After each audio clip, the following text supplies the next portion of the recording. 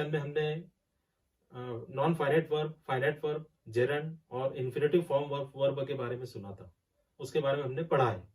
अब इस सेशन में हम उसी से रिलेटेड एक एक्टिविटी जो होती है ग्रामर या लैंग्वेज से रिलेटेड, वो है सब्जेक्ट वर्ब एग्रीमेंट, उसके ताल्लुक से पूछेंगे। देखिए, ग्रामर से रिलेटेड जो एक एक्टिविटी आपको अक्सर पूछी जाती है एग्जाम में, एक्टिविटी शीट में, तो वो उस पर अक्सर ये एक एग्जांपल पूछी जाती है जिसमें जो which is about subject verb agreement. तो अब सब्जेक्ट वर्ब एग्रीमेंट क्या होता है, पहले मैं आपको समझाता चलूं। देखिए, सब्जेक्ट, जैसे कि हमने देखा कि सब्जेक्ट यानी जुमले का वो पार्ट जिसके बारे में जुमले में कुछ कहा जा रहा है ना, उसे सब्जेक्ट कहते हैं, या जो काम कर रहा है, जो अमल कर रहा है, उसे सब्जेक्ट कहते हैं। जैसे we play cricket, she is reading, है ना, अहमद इज राइटिंग, तो यहाँ पर अहमद, शी, आई, ये सब क्या है, ये सब्जेक्ट हो जाएंगे। सब्जेक्ट प्रोनाउन भी हो सकते हैं, सब्जेक्ट नाउन भी हो सकते हैं। अब वर्ब क्या होता है, वर्ब का मतलब एक्शन, एक्शन शोइंग वर्ड, ऐसा लफ्ज जो काम को जाहिर कर रहा हो, उसे कहते हैं वर्ब।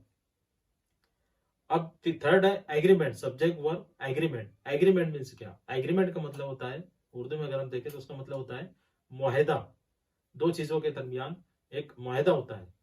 तो सब्जेक्ट और वर्ब, इन दोनों का एक एग्रीमेंट है, वो रिफ्लेक्ट कैसे होता है वो मैं आपको यहाँ पर बताता हूँ।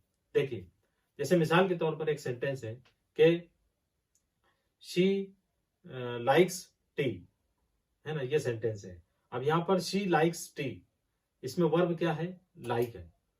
अब शी के बजाय अगर हम इस्तेमाल करें आई, तो सेंटेंस से बनेगा आई लाइक टी।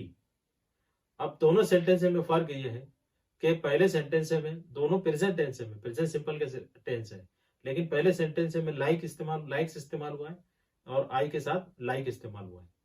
तो सब्जेक्ट की मुनासबत से यहाँ पर वर्ब का इस्तेमाल हो रहा है।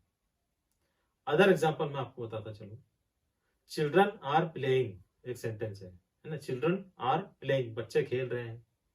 द बेबी इज प्लेइंग, बच्चा खेल रहा है।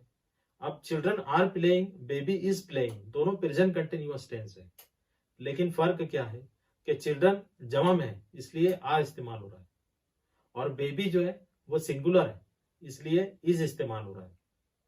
अदर एग्जांपल मैं आपको बताता चलूं, दे हैव विजिटेड, वो पहुंच चुके हैं, है ना, जब दे आया तो, और ही हैज विजिटेड, वो पहुंच चुका है। अब दे हैव और ही हैज, हेल्पिंग वर्ब अलग अलग इस्तेमाल हो रहे हैं। तो इस तरीके से हम यहां देख रहे हैं कि किसी भी सेंटेंस में पहली चीज के टेंस की मुनासबत से वर्ब या हेल्पिंग वर्ब का इस्तेमाल होता है।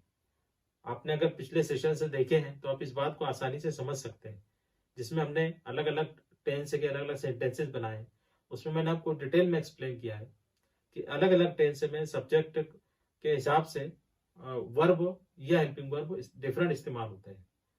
तो अगर आपने उस चीज को अच्छी से समझा तो ये जो चीज हम समझ रहे हैं इसको आप आसानी से समझ सकते हैं। टेंस के हिसाब से हेल्पिंग वर्ब या वर्ब इस्तेमाल होता है। जैसे प्रेजेंट टेंस में वर्ब फर्स्ट फॉर्म में इस्तेमाल होता है, पास्ट टाइम में सेकंड फॉर्म में होता है, और जो परफेक्ट टेंस होता है उसमें थर्ड फॉर्म में होता है। तो वर्ब अलग अलग फॉर्म में इस्तेमाल हुआ।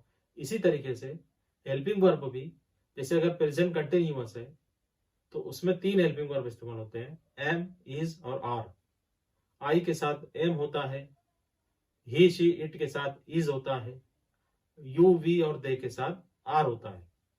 इसी तरीके से अगर पास्ट कंटिन्यूअस है तो सिंगुलर के साथ वाज होगा और जमा के साथ, प्लूरल के साथ वेयर इस्तेमाल होगा। तो ये एग्जाम्पल, आप इसको तफसील से आप जो है इससे पहले आपको समझाया जा चुका है कि अलग अलग सब्जेक्ट के मुताबिक अलग अलग डिफरेंट जो है हेल्पिंग वर्ब और वर्ब का इस्तेमाल होता है। तो इसी को कहते हैं सब्जेक्ट वर्ब एग्रीमेंट, यानी सब्जेक्ट के मुनासबत से वर्ब का या हेल्पिंग वर्ब का इस्तेमाल किया जाना, इसे कहते हैं सब्जेक्ट वर्ब एग्रीमेंट।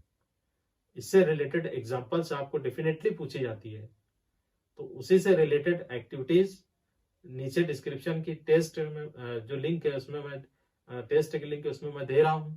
आप इसको टॉपिक को अच्छे से समझने के बाद डिस्क्रिप्शन में जाइए और वो टेस्ट जो है कंप्लीट कीजिए।